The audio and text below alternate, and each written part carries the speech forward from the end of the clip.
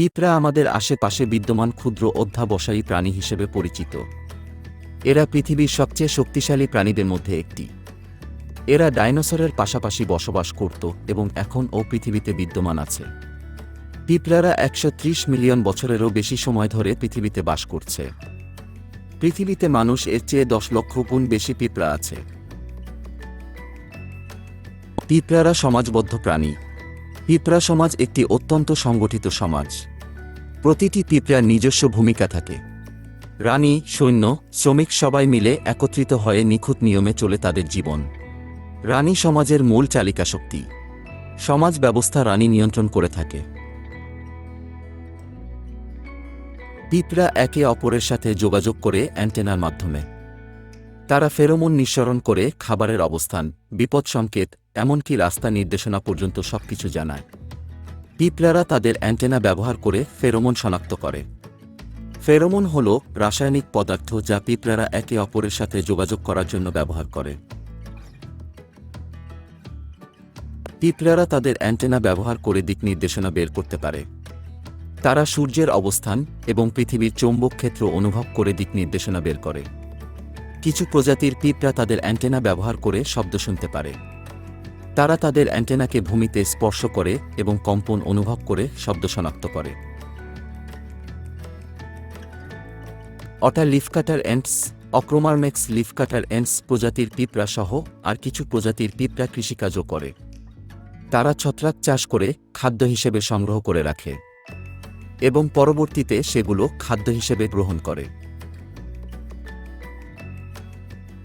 পিঁপড়ারা শুধু নিরীহ প্রাণী নয়, এদের মধ্যে কিছু যোদ্ধা পিঁপড়াও আছে।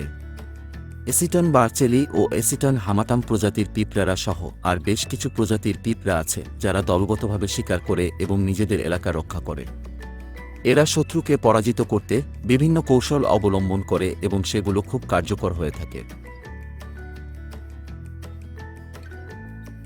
অবিশ্বাস্য হলেও সত্যি যে পিঁপড়াদের মধ্যেও দাস প্রথা প্রচলিত আছে। ফর্মিকা স্যাঙ্গুইনিয়া, পোলিওরগাস ব্রেভিসেপস সহ আর কিছু পিঁপড়া প্রজাতি অন্য পিঁপড়াদের দাস হিসেবে ব্যবহার করে। তারা দাসদের শিকার করতে, বাচ্চাদের দেখাশোনা করতে, এমনকি খাদ্য সংগ্রহ করতেও বাধ্য করে। অবাক হওয়ার বিষয় হল ফর্মিকা এক্সেট্টা ও ফর্মিকা কিউনিকুলারিয়া নামক প্রজাতির পিঁপড়া শীতকালে নিজেদের জীবিত সমাধিতে সমাহিত করে। তারা বসন্তকালে আবার জীবিত হয়ে ওঠে এবং সাধারণ জীবনযাপন করে।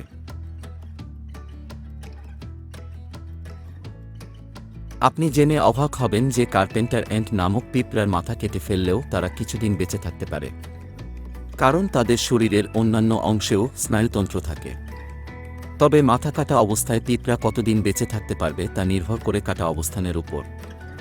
যদি মাথা ঠিকভাবে কেটে ফেলা হয় তাহলে পিঁপড়া কয়েকদিন পর্যন্ত বেঁচে থাকতে পারে, কিন্তু যদি মাথা পুরোপুরি কেটে না ফেলা হয় তাহলে পিঁপড়া কয়েক ঘন্টার মধ্যে মারা যায়।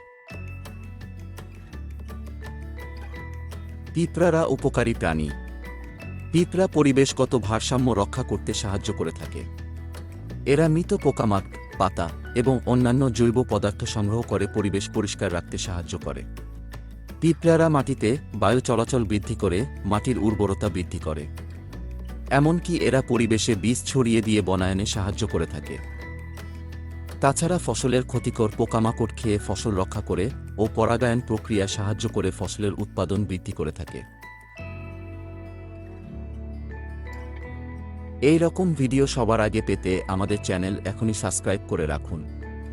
আর ভিডিওটি ভালো লাগলে লাইক, কমেন্ট ও শেয়ার দিয়ে পাশে থাকুন।